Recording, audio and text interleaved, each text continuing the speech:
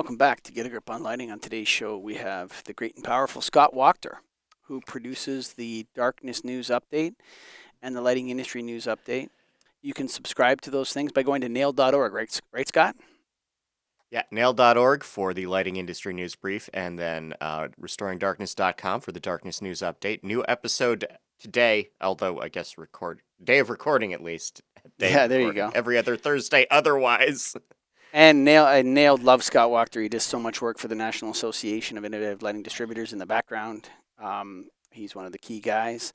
If you want to join Nailed, if you have light bulbs in a warehouse and you sell them, this is your association. You're either a vendor or you're a member, one or the other. If you have light bulbs in a warehouse, you go to naild.org, Greg Eric. That's where you got to go. And we've got our convention coming up in September. Make sure you hit that. It's where you can talk to people like us in person, all three of us on this podcast today, and a lot more cool people, right? And it's brought to you by the Big Easy, KeystoneTech.com. That's KeystoneTech.com. And we know them for all their interior stuff, but exterior, check these guys out. I mean, they've got the full line now. They got all the area lights, the wall packs, the bollards, floods, decorative stuff. Anything you need on the exterior, Keystone has, and they have great solutions, great options for you. Check them out, KeystoneTech.com, the Big Easy. Welcome to the show, Scott Wachter. Good day, everyone. So, among the many things you do, which is reading every news article in English in the world on lighting every day, producing podcasts, producing shows, hosting shows, and doing all sorts of other kind of work, were involved in curating and configuring and building a new training program unlike any other of its kind.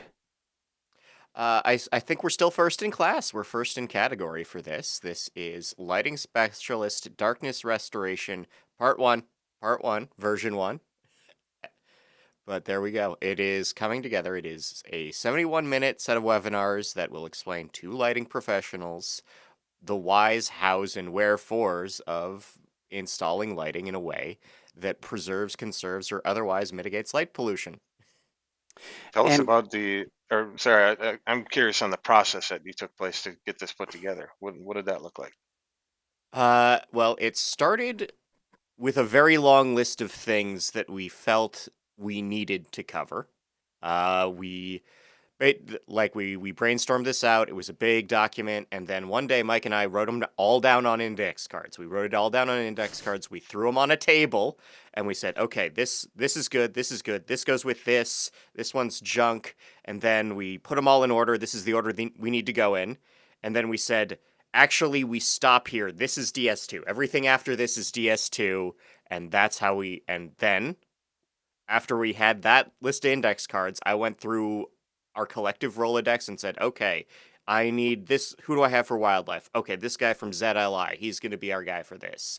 We've got this guy for dark sky projects from Quebec. He's going to be our guy for lighting principles. You know what? We've got this guy for legal issues. We've got me just to explain basic terminology and fill in some gaps when all of this happens. So we have a host of experts, a suite of experts, all of whom speaking to their particular expertise. I said experts too many times that sentence. Sorry.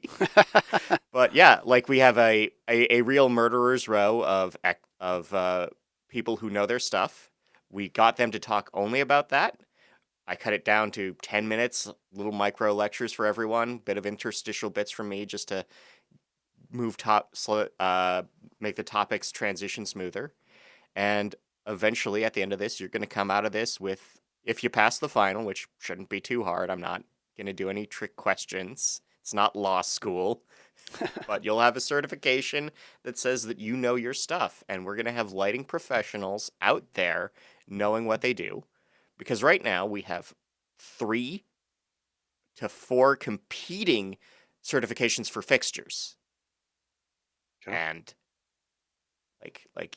Dark Sky International has theirs, but we also have Luna version 2 rolling out, and it can get confusing. There are overlaps and discrepancies between them, and if a project says, okay, we got to have Luna 2 things in this parking lot, well, what does that mean, and how do you do it? Because, I'm going to throw Luna 2 under the bus here, because they are allowing certifications for fixtures that have adjustable brightness and adjustable color temperature. You can, hey, bring up Keystone XFit floodlights. There's a dial on the side. It goes, you adjust the power, you adjust the color temperature. It's a great feature, but these will get certified with Luna 2 as long as they ship with the dials in the lowest positions. That's the only thing you have to do with these. And I don't know about you, but I see plenty of full cutoff fixtures in my neighborhood that are installed upside down. These would be dark side certified or Luna certified fixtures, but it's all uplight now. It's full uplight. So you're telling me you're going to have a Luna 2 fixture that some facility manager can bump, or someone can just say, actually, I really like this color more, and all of a sudden you're out of compliance because of a dial. And we Yeah. need a lighting professional to be able to say, no, no, no, no, no. When is Turn it? that dial down and break it. Scott, when is this like fixture certification is always a problem, and we have two. They don't want to be called agencies, okay? Yeah. So whatever the heck they are, we got the dark sky, which I love their dark sky preserves and their work in that area, but they don't know anything about lighting. They're No, not a they really lighting don't. association. They really. And DLC doesn't know anything about lighting. Well, we hired these people and we're doing a certification. It's IDA certified. This kind of fixture certification is a way to extract rents from the lighting industry, and it does not effectively work. And I think the training of people, which is what really good associations in lighting do, they all have training programs, right? They teach people. People voluntarily join these associations because they want to be part of them. They pay for training programs because they want their people to learn and they want to learn more about the topic. And the idea to substitute people's knowledge with fixture certification is so reckless and crazy at this point in the movement. So I agree with you.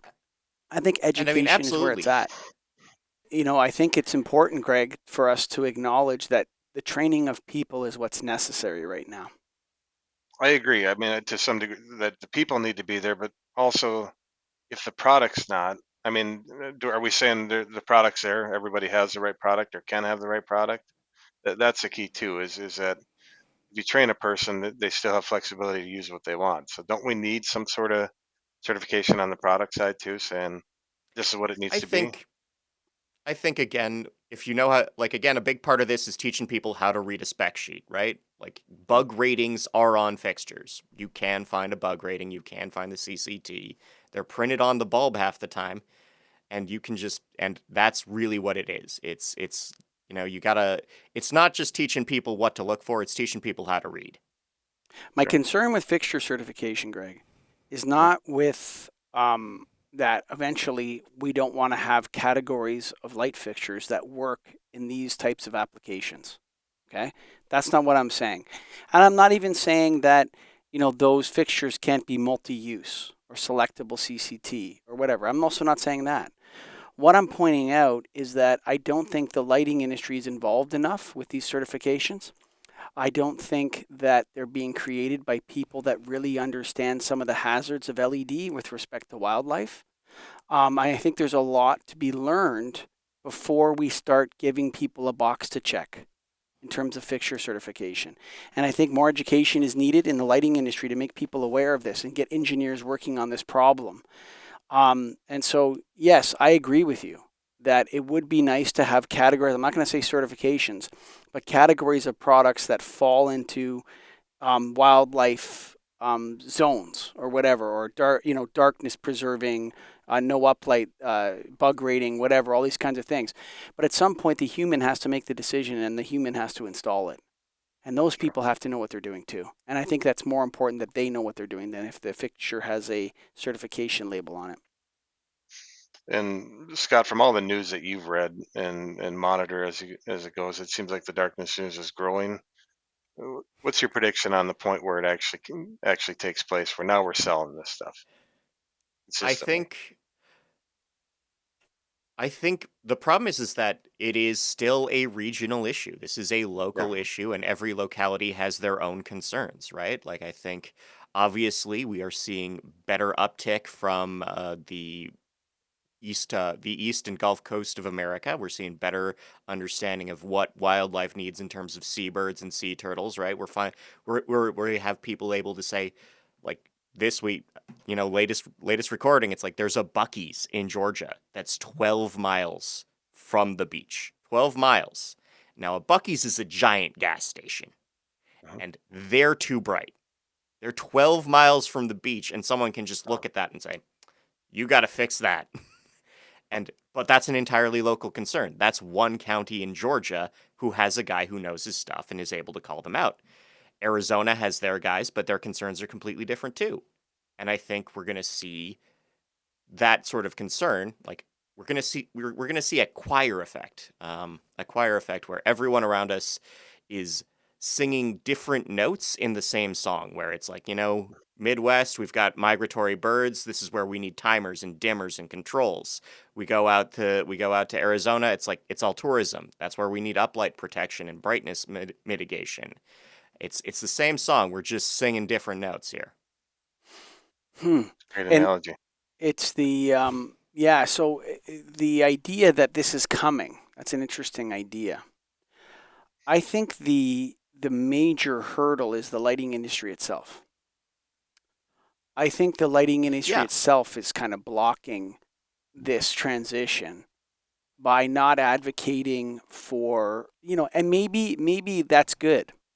Maybe the lighting industry is not ready to solve these problems yet. You understand what I mean? Like maybe we don't know enough.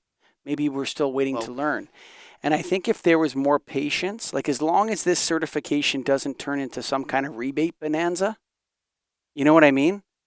Hmm. Like, I'm talking about everyone's going dark sky, dark sky. Next thing you know, there's like 400 guys selling dark sky equipment in Centerville, Minnesota. You know what I mean?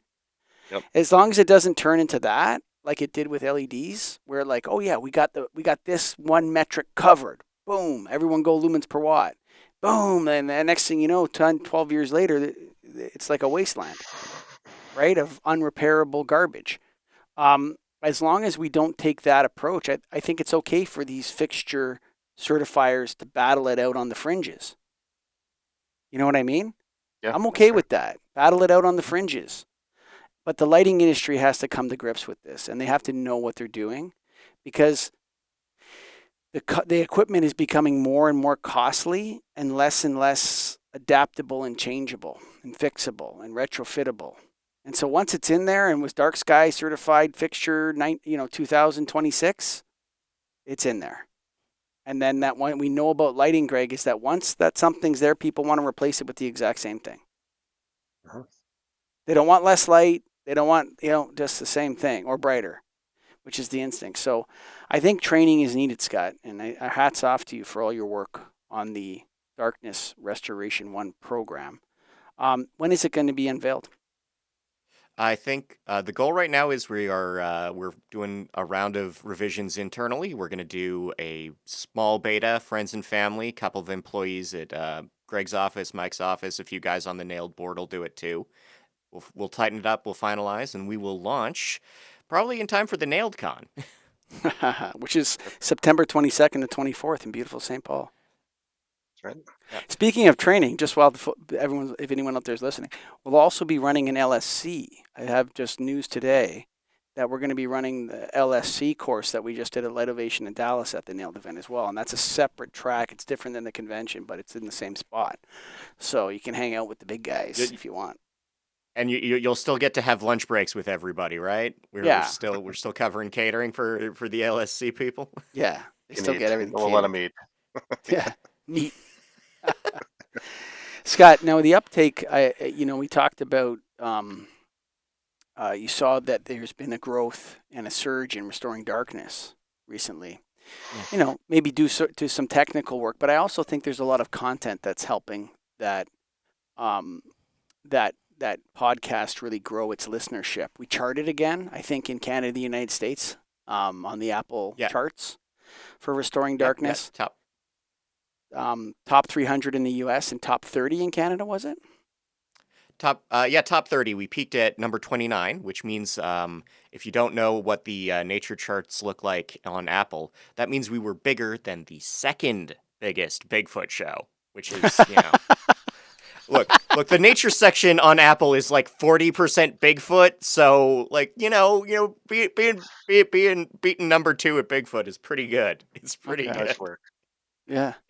So, but yeah, so there's a surge in interest in this kind of work out there, Greg. Mhm. When you look at it from the perspective that Restoring Darkness has grown, you'll notice that Mark Baker was once like considered a kook. You know what I mean? Like people used to Mhm. consider Mark Baker at Soft Lights like some kooky wacko from California who wouldn't shut up about how LEDs cause problems.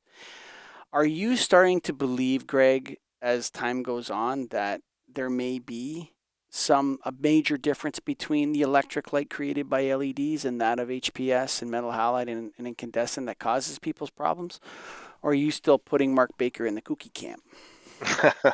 Not the kooky camp. I mean, there is some legitimacy to it. If it's affecting a person, it affects someone, right? I can't tell you what affects you, and if it's him and it's a group of people, then obviously there are some issues. So yeah, I take them for. I don't think we'll ever stop. LEDs aren't going to stop. We're still going to have LEDs. He's not going to shut that train down. But make people question it, make people look into it more, and I think that's needed and necessary and okay. Scott, what is your take on Mark Baker? I think, well, I'll say, like again, Mark is speaking from a position of his lived experience. He's dealing with his problems and he's pushing that out there. And he has a bit of a, sometimes I wonder about how his methods. I think sometimes he might have an easier time. Like if he wanted to end LED headlights, which are the worst. They're the worst. We know that. If he really wanted to those gone, he'd form a class action lawsuit with everyone with astigmatism in the US, right? He would not launch this one man FDA lawsuit. It'd be no, he'd build. I question his methods, but he's speaking from truth and he's building up his enthusiasm. I mean, some of the other people around the Soft Lights Foundation, little further afield, I'll say. Won't endorse every view on the Facebook group. I'll say that much. But I Yeah, think, they're screaming from the fringes too of this. You know what I yeah, mean? And like there's been a lot of change at a really fast velocity when you consider lighting as critical infrastructure. And while I agree that Mark Baker, for a while there was like a voice crying in the wilderness. You know what I mean? I think that he has really established himself with some basic questions. I don't know if you guys, Greg, you don't follow geopolitics much or anything No, serious in the news. You just read headlines basically in the news and just kind of watch sports it. And section and headlines. Yeah. yeah, yeah. Scott, I know you're deep into all sorts of different things, but one of the things that I've noticed is that there seems to be in the way that the world makes change that you have to have a group of people that are supporting you. And what Scott is saying about soft lights is that while he has a large following, a following is not a member. We don't let everybody into Nailed. You know what I mean, Greg? Mhm. You have to have light bulbs in a warehouse, right? To be allowed to be part of Nailed. But then once you have 96 members, you have a coherent voice of people that do the same thing and are in the same struggle and have a lot of things in common.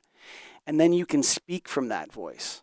And I think, Mark Baker, if he was going to pull a rabbit out of the hat, he could perhaps form some kind of membership in the Soft Lights Foundation where people who suffer from different LED problems could join and support.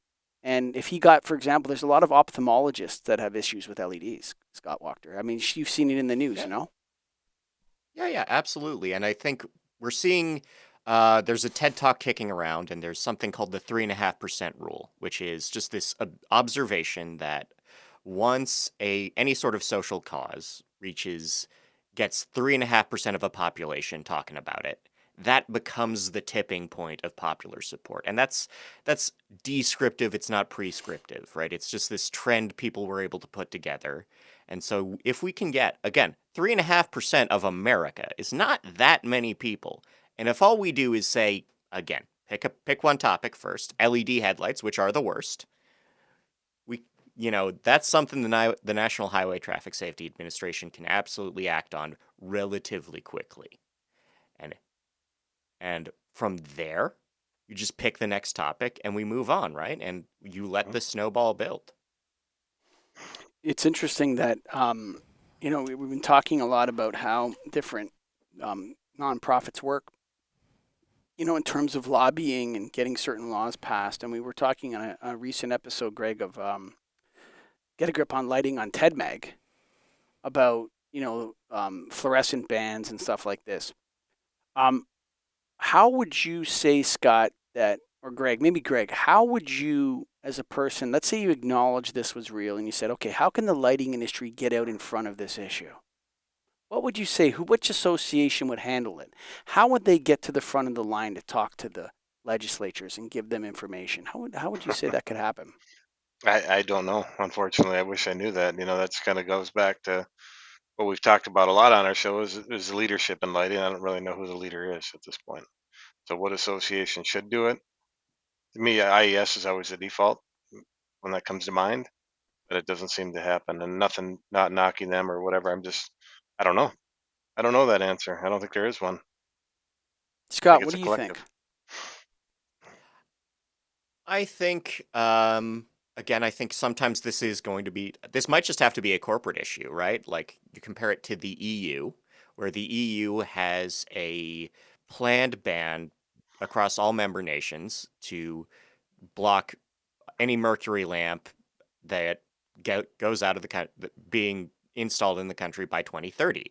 And the big pushback on that is coming from Osram because they own the last fluorescent tube plant in Czechoslovakia. And they're saying, well, look, yeah, sure, we can still ship out of, you're going to let us ship out of the EU, right? We want to keep this plant in the Czech Republic, forgetting my world history for a second. But yeah, like in Czechia, we still want to be able to ship out. We still want to keep this plant running.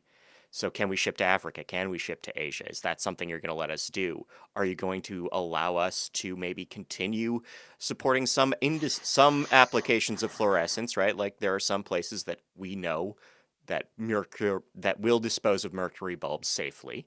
I think again, I'm tremendously in favor of banning compact fluorescents. Those don't get taken care of in any way in residential Uh-huh.